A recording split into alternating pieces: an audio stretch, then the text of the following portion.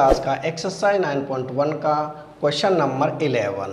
Question है a TV tower stands vertically on a bank of a canal from a point on the other bank directly opposite the tower. The angle of elevation of the top of the tower is 60 degree from another point 20 metre away from this point on the line joining this point to the foot of the tower. The angle of the elevation of the top of the tower is 30 degree. Find the height of the tower and the width of the canal. यानी हमारे पास कोई TV tower है जो AB TV tower है जो किसी canal की एक साइड खड़ा हुआ है और कैनल की दूसरी साइड कि कोई पॉइंट C है। इस C पॉइंट से टावर के जो टॉप का एंगल बन रहा है वो है 60 डिग्री और उसी साइड 20 मीटर आगे यानी कि D पॉइंट से टावर के टॉप का जो एंगल बन रहा है वो है 30 डिग्री। तो हमें टावर की हाइट फाइंड करनी है और उस कैनल की चौड़ाई भी फाइंड करनी है। तो इसे हम लेंगे, पहले लें हम ट्रायंगल ABC में। तो यहाँ लिखेंगे इन ट्रायंगल ABC। तो हमारे पास थीटा है 60 डिग्री, हम लेंगे tan में हो जाएगा परपेंडिकुलर अपॉन बेस। तो यहाँ लिखें tan 60 इक्वल टू परपेंडिकुलर है हमारे पास AB यानी AB अपॉन बेस है BC, ये हो जाएगा BC। तो tan 60 की वैल्यू होती है वो होती है √3 इक्वल टू AB अपॉन में हो जाएगा BC। अब इसके नीचे हम 1 मानेंगे और कर देंगे क्रॉस मल्टीप्लाई, यानी ये हो जाएगा AB इक्वल टू √3BC। इसे हम मानेंगे इक्वेशन फर्स्ट, ये हमारी इक्वेशन फर्स्ट हो जाएगी। अब हम लेंगे दूसरे ट्रायंगल में यानी कि बड़े ट्रायंगल में, ट्रायंगल ABD में। तो इसे हम यहाँ लिखें इन ट्रायंगल ABD ट्रायंगल में।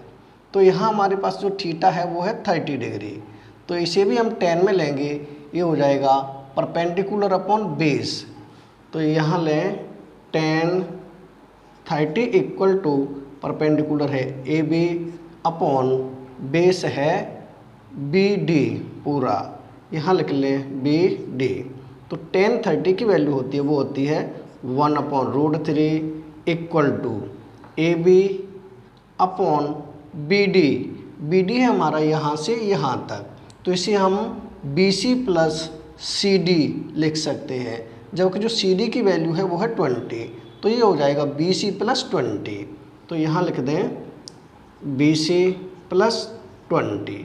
अब हम करेंगे क्रॉस मल्टीप्लाई, यानी AB का मल्टीप्लाई √3 से करेंगे तो ये हो जाएगा √3AB इक्वल टू 1 का मल्टीप्लाई BC से तो ये हो जाएगा BC प्लस 20 का मल्टीप्लाई 1 से करेंगे तो ये हो जाएगा 20। यानी कि AB की वैल्यू यहाँ से हो जाएगी AB equal to BC plus 20 upon में हो जाएगा √3। ये भी हो जाएगी हमारी AB की वैल्यू। इसे हम इक्वेशन सेकंड माने, यानी हमारे पास ये भी AB की वैल्यू है और उसी AB की वैल्यू ये है। तो हम दोनों को इक्वल कर सकते हैं।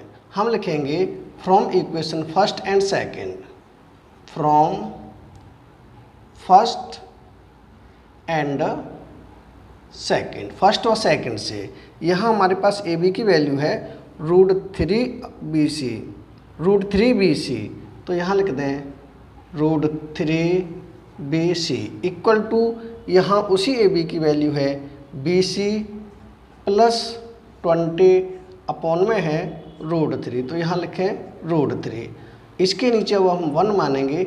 अब करेंगे क्रॉस मल्टीप्लाई, यानी √3 का मल्टीप्लाई √3 से करेंगे तो ये हो जाएगा 3BC इक्वल टू 1 का मल्टीप्लाई इनमें करेंगे तो यही रहेगा, यानी BC प्लस 20। अब BC को हम एक साइड करेंगे, यहाँ है 3BC माइनस हो जाएगा BC इक्वल टू 20। 3BC में से BC माइनस करेंगे तो यहाँ आ जाएगा 2BC, यानी कि 2BC इक्वल टू 20, ये हो जाएगा BC इक्वल टू 20/2, 2 से हो जाएगा कैंसिल यानी कि 10 टाइम्स। ये हो जाएगा BC इक्वल टू 10 मीटर, यानी BC की जो चौड़ाई है ये आ जाएगी 10 मीटर। तो एक आंसर तो हमारा ये हो जाएगा। अब हमें इस टावर की हाइट भी फाइंड करनी है यानी AB।